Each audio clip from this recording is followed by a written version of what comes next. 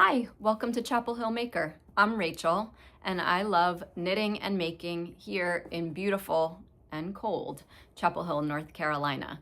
I'm so happy you could join me here today for another holiday mini-sode, we'll call it. I am guessing that most of you are busy and trying to pack everything in before the holidays as I am, but I wanted to just pop on here to share a couple of things that I'm working on with you and catch up. This might be my last video of 2025. I'm not 100% sure, so I wanted to share my last Christmas sweater with you and just do a quick catch up. In case I haven't already said it, you can find me on Ravelry, Instagram, and here on YouTube as ChapelHillMaker. So thank you so much for joining me, and we're gonna jump right into it. What I am wearing today is probably top 5 of my favorite makes ever. And it is the Betty and Judy Lodge sweater from Poison Grrls. And you have to buy this pattern on their website, and I'll link it in the show notes. But it is named after my favorite Christmas movie, White Christmas. Betty and Judy, who sing the Sisters song. If you haven't seen it, go watch it. Make it a priority because it is so it's like a little time capsule. It's so fun. And so this is inspired by that. It is, let's see if how much I can get in here of this. It has these cute little puff sleeves, and the color work here, the holly berries are a combination of stranded color work and intarsia, and then these beautiful little baubles. And I don't know if you can tell, but this was white yarn with a pink mohair, and it gave it just this soft little fuzz to it.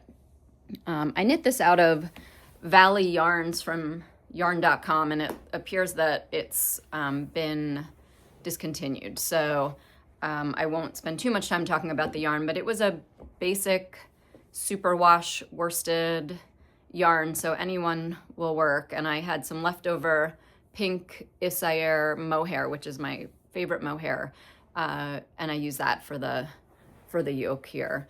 But top-down construction, really fun, pretty fast make in the grand scheme of things since it's worsted weight yarn. I think I looked back at my Ravelry, it took me about 2.5 weeks to make it, so not too bad. I don't remember what else I was knitting on at the time, but I paired this with some cute pleather pants, and just, it's so fun and festive. So if you're still looking for your Christmas sweater to make, get a move on. So I have a little bit of a cold today, so I'm gonna try not to sniffle and cough too much, but c'est la vie. So yeah, so this is the Betty and Judy Lodge sweater, and I love it. I always feel like I am just sort of peak vintage in this, and I love patterns with sort of a nod to the past. And so I talked about my grandmother in previous episodes. There she is. And I love the idea of knitting something that she could have made for herself. So I haven't walked down the road of doing like real vintage patterns yet. I don't know that I'm that skilled at interpreting, but I love when it has a vintage feel and someone else has done the work for me. So yes, so Betty and Judy. I have one FO for you today. It is the Tula Mohair Hat, which I did not use mohair on, by Katarina Lindhagen, and I think I'm saying her name right. And I love this. This was my hockey knitting for the first part of the season. Now I'm gonna have to find a new cast on for that, or maybe just cast on another one. This was a really fun hat. I loved the way the decreases came together. Hopefully you can see that. And it's a triple fold brim, so it's really warm. I was wearing it in New York City this past weekend, and definitely needed it. It was cold and snowy, so I'll post a picture over here so you can see it on. It is a little bit snug. I think if I cast it on again, I will go up a needle size. I think I did this on 2.5s, and it's in Mondim, dyed by La Bien-Aimée. And the color is the French word for poppy, which I can't remember off the top of my head, but I'll link it.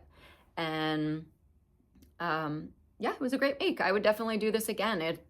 I think if you gave it your attention, it would be a quick knit. For me, it was just to knit while at games, so the stitches are a little inconsistent when exciting things were happening. And I really love having these sort of memory box projects where I can look at them and remember what I was doing at the time that I was making it.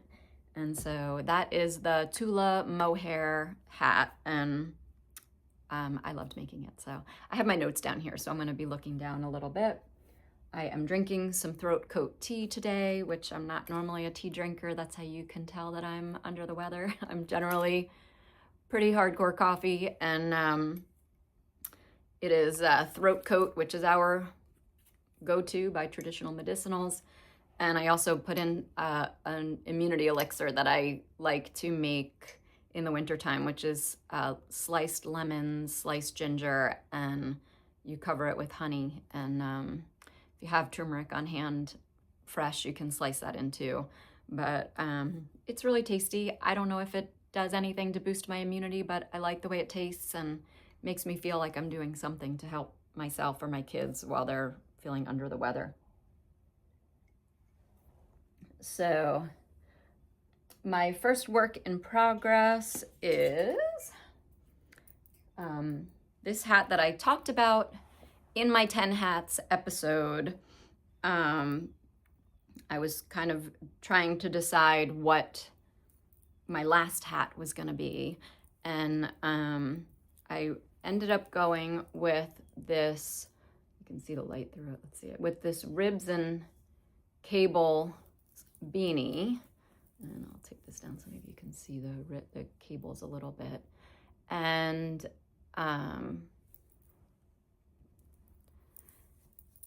so this starts bottom up, which I've been in a big top down phase, but this is bottom up, and it's this, I don't think I said, is a free pattern by Anne Gannon, and she's the one who wrote the 2x2 hat as well, which is also a free pattern, has cult status on Ravelry. Another quick worsted weight hat that I probably should have shared, but people mentioned in the comments. And so thank you for all of your suggestions. Going to revisit that 2x2 was how I found this ribs and cables. And it's basically a 2x2 hat with these extra little interest in it, which for me makes it go a little bit faster because I love getting to the next repeat. So I'm about halfway through the cable repeats, and then they'll all four come to a point at the top, which I love. And I'm going to share a video on here, maybe on Instagram, how to cable without a cable needle, because I find that really speeds up the process as well. And these are 3x3 or 6-stitch cables, and I'm still able to sort of cable without any issue. So so yeah, this is in Blue Sky Fiber wool stock worsted, and I have 2 skeins of it. I think I probably will have to break into the second one, but this has been a delight to work with. It's 100% wool, but it is so soft, and I think I may have even claimed it was alpaca at some point. But this is another gift knit, and I think she's gonna really love it. And I'm using these super cute little stitch markers and progress keepers from Knitworthy Yarns. Look at these little sheep. And this Kat and Victoria gifted our group at Rhinebeck. And then also these are hands down my favorite non-locking stitch markers. Kat makes these, and they have no snags in them, and you can use the different colors so you know where you are in your round. And I just love the thought that she makes them with her own hands, and especially she gifted these to me. And so it means the world to me to know that this is handmade and I get to use it as part of my handmade craft as well. So yeah, so this was the Ribs and Cables beanie by Anne Gannon, and so far, highly recommended. It's been really fun. I think I'm on day 3 of knitting with it, knitting on it. Yeah, today's my 3rd day, so I'm already here. and my hope is that I'll finish it by tomorrow. So she is getting all my attention right now because we are heading up to visit family Thursday night. So she's got to be ready. And an update on my Ning beanie that I gifted to my mom. We celebrated the second night of Hanukkah last night, and I'll put a picture of her here, but she was so excited about this hat, and it looked fantastic on her. I was really so happy with the color choice. It just framed her face beautifully, and it felt so good to know that I had made this for her, and she was so excited about it. It really warmed my heart up just beyond. All right, moving along. My next whip is the test knit that I've talked about for Alicia Plummer. I really, it's fun and it's mindless garter stitch for most of the time. It has some interest in the collar, which you'll see. For some reason, I find that when I'm just doing garter stitch, I get really easily distracted, more so than stockinette stitch, which makes absolutely zero logical sense. But it's just taking me longer than I would have thought. I think garter also sort of grows a little bit less quickly. I know I'm gonna get a lot of growth when I block it, but this is the Garter. Right now it's being called the Garter Henley. I have a feeling it'll have a new name, but here this is. And I'm using yarn by Mountain Meadow Wool, and I love the squish of it, and it's, hopefully you were able to get this in here, but I still have to pick up for the collar, and it's gonna have a high collar here, and I think it's gonna be so cozy to wear this winter once I get it done. But we have a 9-hour drive on Thursday night, and then a 9-hour drive back on Monday morning, so she's gonna get all of my attention then, and hopefully I'll be able to make some real progress. So that is currently being called the Garter Henley. It's by Alicia Plummer. It's a test knit, and I think she said it may be her first release of the new year, but whenever it comes out, it's gonna be fantastic. And then my tea is going down. My last current whip that is getting any attention are my Freckled Whimsy Advent socks. And I'm having so much fun with these, and I've posted a little bit about it. I think this little taste of mindful making during such a busy time of year is such a gift to myself to sit and knit a stripe. Now, if you're eagle-eyed and doing the math, I'm a little bit behind. I think this is yesterday's stripe, so I'll hopefully get caught up today. But I'm loving the colors. I love how she goes like dark, light, all the way up, and I'm just having so much fun watching it. I did a shadow wrap heel on these, and let me see. And I learned how to do this from Denise DeSantis, Earth Tone Girl, and she is an amazing teacher. So if you're curious about trying some new techniques, I would say head to her YouTube channel and see what she has to share. She's done some sock classes, and she just came out with a book that also is phenomenal. I shared it in my Rhinebeck recap, and she just has the loveliest way about her. So she's so calm and such a good teacher. So this is the shadow wrap heel, and I actually posted this on Instagram the other night. We were coming home from New York City Sunday night. Flight was delayed. They had a couple inches of snow, and hopefully it's not too dark, but and I knit this shadow wrap heel on a dark airplane because I didn't want to wake anybody up. And when the lights came on and I got to take a look at it, I was really proud of myself and super excited. So if that's any testament to how good of a teacher Denise is, then there you go. But yeah, I'm a little bit behind on sock number 2.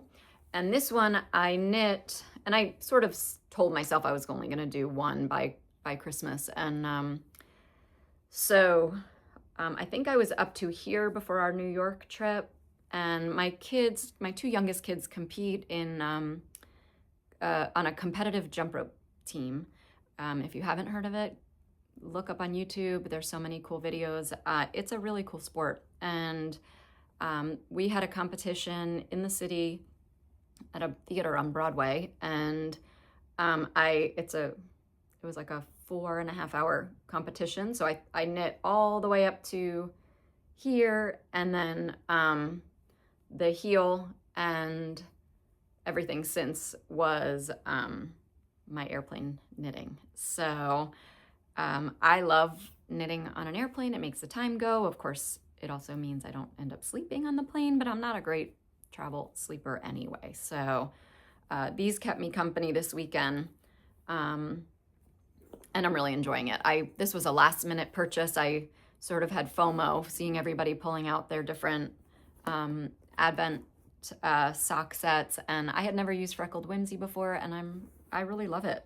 So I recommend it at any time, but I am that meditative. I'm gonna sit down for 15 minutes, 20 minutes and knit one stripe has been really a nice way to try to stay a little bit more grounded this season and just enjoy the moments, because time is going so fast, and you always feel like your to-do list, or at least I always feel like my to-do list keeps growing, and my amount of time that I have is not changing. And so this forces me to sort of sit down, and I've been knitting in front of our downstairs big messy family Christmas tree, and it gives me a time to just sort of be, and I love that, and I would love to figure out a way to bring that into my new year. I do tend to do that a little bit more with spinning, especially in the deep winter, and take a few minutes every day and spin, and I love that too. So that is my last work in progress. So yeah, so I think that brings me pretty much to the end. I had one acquisition, and I'm trying not to do a whole lot of buying, but this one was sort of an impulse purchase off of Instagram that I bought for my daughters and my nieces, and oops, one extra came in the package because it was a bundle, so I had an extra.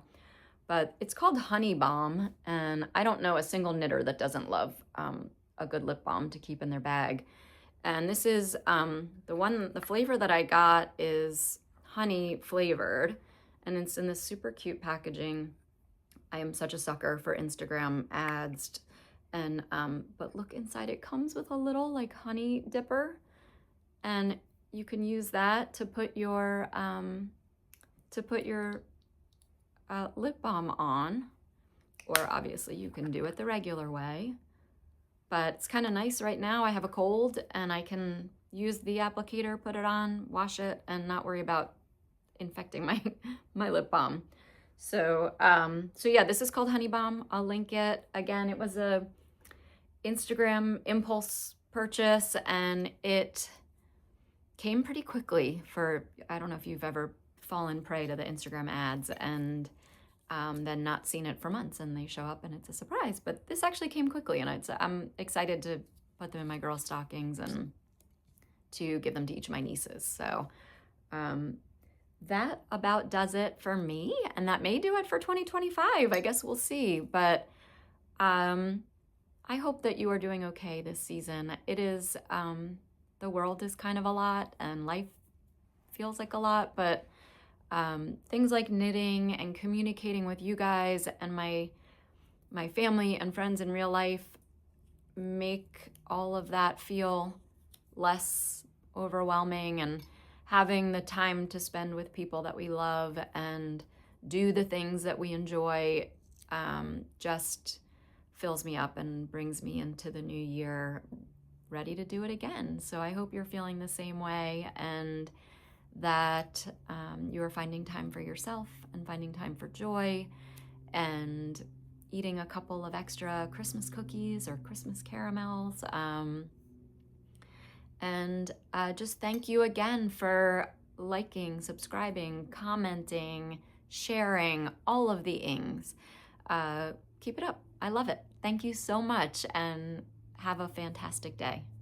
Bye.